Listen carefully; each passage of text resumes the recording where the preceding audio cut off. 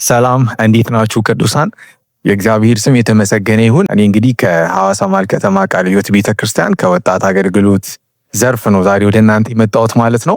እንግዲህ በሚቀጥሉት ጊዜያት በቤተክርስቲያናችን መጋቢት 19 እና 20 ላይ ዲጂታል ፒዩሪቲ በሚል ሐሳብ ላይ ስልጠና ተዘጋጅቷል ማለት ነውና ይህ ዘመን እንደምናውቀው እያንዳንዱ የህይወታችን እንቅስቃሴ ሁሉ ከዲጂታል ዲቫይሶች ጋር የተገናኘበት ዘመን ነው ማለት ነው። የምናደርጋቸው ነገሮች ሁሉ ለመከወን እንግዲህ ኢንተርኔት ላይ ጥገኞች እንሆናለን። የተለያዩ ዌብሳይቶች ላይ በአጠቃላይ ዲጂታል የሆኑ ነገሮች ላይ ጥገኛ የምንሆንበት ጊዜ ነውና ህይወታችንን ደግሞ ከዛ መለየት የማንችልበት ጊዜ ላይ ነን ማለት ነውና ስለዚህ በዚህ ዘመን በዚህ ኤጅ እንዴት ነው እግዚአብሔርን በማክበር መኖር ያለብን? እንዴት ነው ራሳችንን በመግዛት መኖር ያለብን? እንዴት ነው በማህበራዊ ሚዲያዎች ክርስትናችንን መወከል ያለብን የሚለውን ነገር እንግዲህ ማወቅ አለብን። በጣም የተለያዩ ነገሮችን እያመጣብን ስለሆነ ማለት ነው። ስለዚህ መጋቢት 19 እና 20 ላይ በዚህ ሐሳብ ላይ እንግዲህ ስልጠና ተዘጋጅቷል ማለት ነው። ቅዳሜ ከ11 ሰዓት ጀምሮ እንዲሁም ደግሞ እሁድ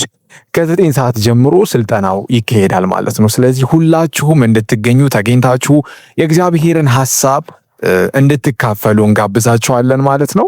ተባረኩ።